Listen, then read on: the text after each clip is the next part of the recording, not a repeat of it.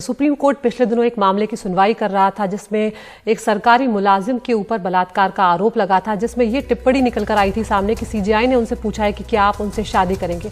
इस मामले में अब सीजीआई की तरफ से बयान आया है यहाँ पर कि किस तरह से उनका कहना है कि ठीक संदर्भ में इसे नहीं समझा गया। उन्होंने कहा है कि हमेशा महिलाओं के प्रति सर्वोच्च सम्मान है, याचिकाकर्ता से कभी पीड़ित से शादी के लिए नहीं कहा।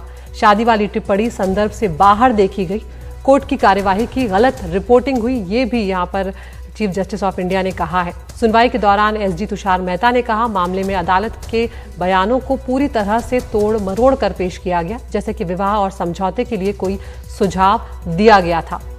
हरियाणा में एक नाबालिग के 26 हफ्ते के गर्भ का गर्भपात कराने की अनुमति वाली याचिका की सुनवाई के दौरान चीफ जस्टिस ने ये टिप्पणी की है। हमारे साथ हमारे लीगल अफेयर्स एडिटर आशीष भार्गव जुड़ रहे हैं। आशीष, हम सब जानते हैं कि इस मामले ने कितना तूल पकड़ लिया था जब ये बात सामने निकल कर आई थी कि इस तरह की टिप्पणी सीजीआई की तरफ से की गई है। आज क्या कुछ हुआ है और किस तरह से उन्होंने इस बात को साफ करने की कोशिश की है?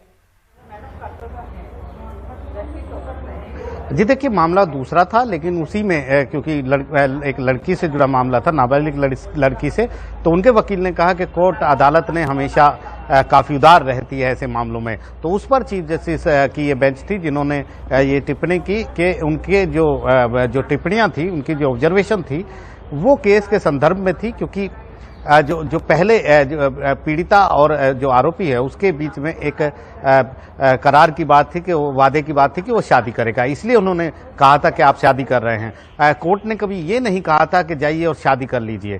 तो ये डिफरेंस बताया चीफ जस्टिस ने और पूरी तरह से साफ किया है कि जिस तरीके से मीडिया ने इस बात को खबरों में दिया, उससे ये संदर्भ से बाहर की बात थी, जबकि संदर्भ इसी बात पर था कि दोनों के बीच में एक शादी के वादे की बात थी। तो यहाँ पर चीफ जस्टिस ने यह भी कहा कि सुप्रीम कोर्ट में और खासतौर पर जो उनकी बेंच है उसमें महिलाओं और नारीत्व के प्रति जो सर्वोच्च सम्मान हमेशा इस अदालत का रहा है और आगे भी रहेगा। तो इस तरह की बात को उन्होंने एक बार नकारा है और एक तरीके से सफाई दी है जो तमाम सवाल उनके ऊपर उठ रहे थे, उनकी इस टिप्पणी के ऊपर उठ रहे थे। तो यहाँ पर हालांकि ये भी मांग याचिकाकर्ता के वकील की तरफ से की गई कि कड़ी कार्रवाई ऐसे मामलों में की जानी चाहिए, लेकिन सुप्रीम कोर्ट ने कहा कि बार ही उसकी ताकत है और बार के हाथों में ही अदालत की प्रतिष्ठा होती है, उनको इस तरह की रक्षा करने की कोई जरूरत फिलहाल नहीं है। तो एक बड़ी टिप्पणी यहाँ पर एक तरीके से उन तमाम विवादों को विराम देने की कोशिश चीफ जस्टिस ऑफ इंडिया ने की है।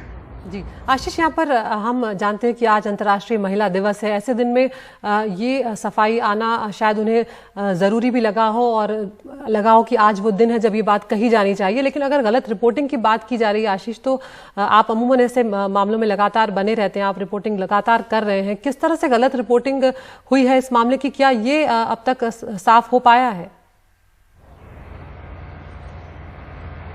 अजी देखिए, हमने तो खुद ही रिपोर्टिंग की थी अदिति इस मामले की, लेकिन गलत रिपोर्टिंग और एक जो संदर्भ थे वो दो अलग अलग चीजें हैं। यहाँ पर जो संदर्भ था वो भी हमने चलाया था कि किस तरीके से करार की बात थी कि एक अंडरटेकिंग दी गई थी कि ये जो पीड़ित है वो लड़की से शादी करेगा बालिग होने के बाद। दोनों एक दूसरे को जानते हैं, एक दूसरे के एक रिश्ते में ही, दूर के रिश्ते में भी हैं, ये तमाम चीजें थी, ये फैक्ट थी। तो यहाँ पर बहुत सारी ऑब्जर्वेशन सुप्रीम कोर्ट की आती हैं जो कभी भी पार्ट नहीं होती हैं जुडिशियल ऑर्डर का। तो चीफ जस्टिस ने उसी समय कहा भी था कि वो इस बारे में अब कुछ नहीं कह रहे हैं, नहीं तो विक्टिम जो पीड़ित जो आरोपी है वो खुद ये कहेगा कि अदालत ने उसको मजबूर किया था। तो लेकिन इस तरह की टिप्पणी जरूर उन्होंने की थी, फैक्ट चाहे कोई भी हो, लेकिन ऐसी टिप्पणियों पर सवाल उठने भी लाजमी होती हैं, क्योंकि जो इस तरीके की बात है, कानून में इस तरह की कोई बात नहीं है। जी बिल्कुल, बहुत शुक्रिया आशीष तमाम जानकारी के लिए। तो आज सुप्रीम कोर्ट और सीजीआई की तरफ से सफाई आई है इस मामले में। जो टिप्पणी उनकी तरफ से की गई थी कि महिलाओं के प्रति सर्वोच्च सम्मान है और याचिकाकर्ता से कभी पीड़ित से शादी के लिए नहीं कहा गया।